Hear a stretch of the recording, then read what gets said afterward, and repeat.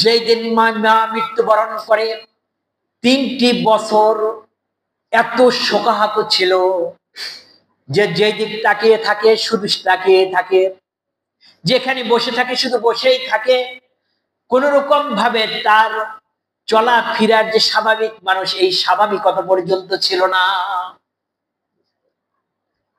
আমরা তো স্বাভাবিকভাবে কত সুন্দরভাবে পৃথিবীতে চলছি।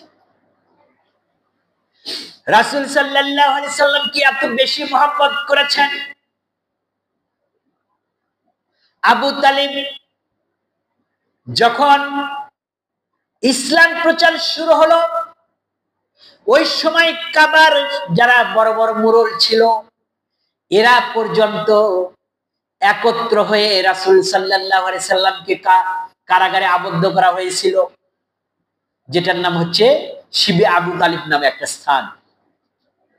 রাসূল সাল্লাল্লাহু আলাইহি সাল্লাম সহ বেশ কিছু সাহাবী সেই কারাগারে আবদ্ধ ছিল।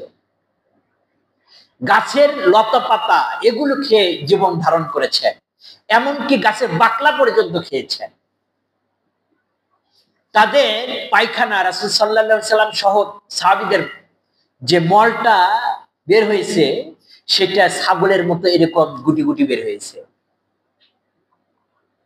কষ্ট আমরা শুধু চিন্তা করি যেটা আমাদের কাছে খুব রেডিমেড ভাবে চলে এসেছে।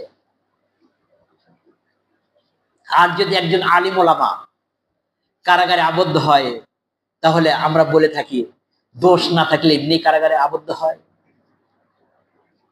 আমার আপনার হাবিব কারাগারে আবদ্ধ হয়েছে। যেই ব্যক্তি সুন্দরভাবে এই পৃথিবীতে আল্লাহ তাআলার আইন এই পৃথিবীতে প্রতিষ্ঠিত করতে চাবে, সে মাজলুম হবেই, সে অত্যাচারিত হবে হবে হবে হবে।